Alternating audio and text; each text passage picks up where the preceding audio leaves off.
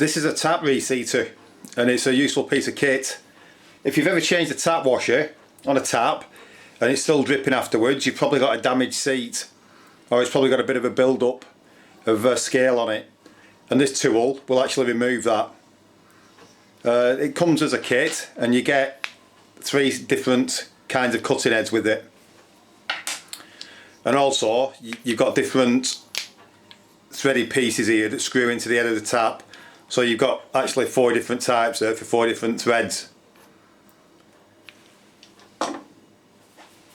So I've actually isolated the water and we're going to do the seat on this tap here, which is the hot tap. So before we start, we need the tap in the fully open position, and that's so that when we reassemble the tap later we don't trap any of the stuff that we've ground off using the tap reseater. We don't want any of that sticking in the actual washer, so it's important that when you do this you leave the tap in the open position. So we're now just going to unscrew the top off the tap, and then we'll take that shroud off, and then we'll just unscrew that.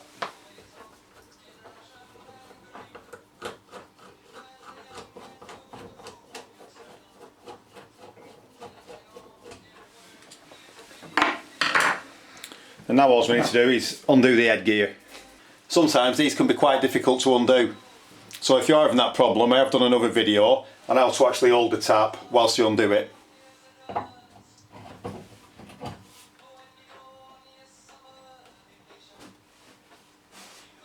And that one was quite easy because it's not been in there that long. So we're just going to unscrew that now, anti-clockwise. So now we're going to find the correct size thread that actually screws into that tap. It just happens to be that one. So we'll take that back out again now,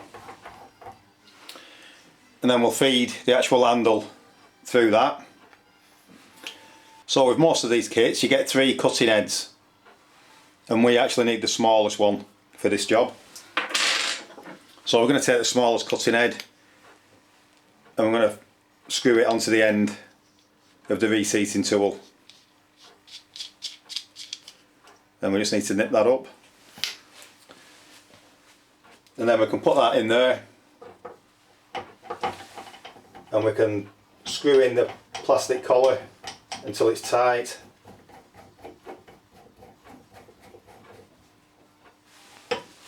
And then all we need to do now is get hold of the head and just give it a few turns in a clockwise direction whilst pressing down on the actual seating tool.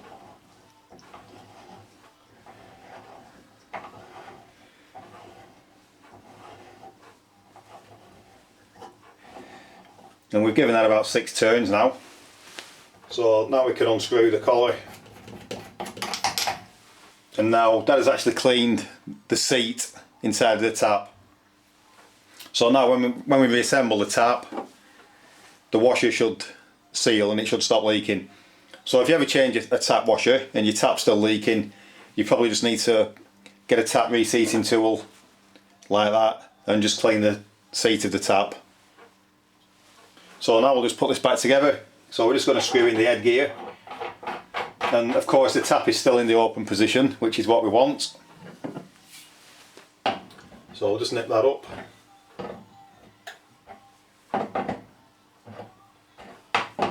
You don't need to go mad with these. And then we'll just put that back on, put the screw back in.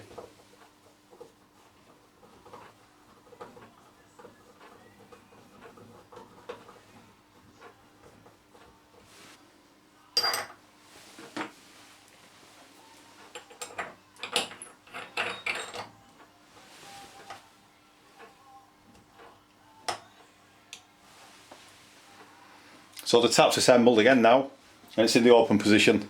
So now I'm going to turn the water back on, and then any debris that's in the tap will be flushed out immediately because the tap's in the open position.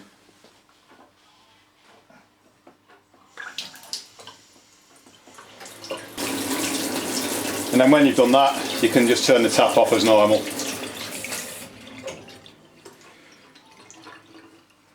And you can see that it's not leaking. So it looks like cleaning the seat has actually fixed the problem.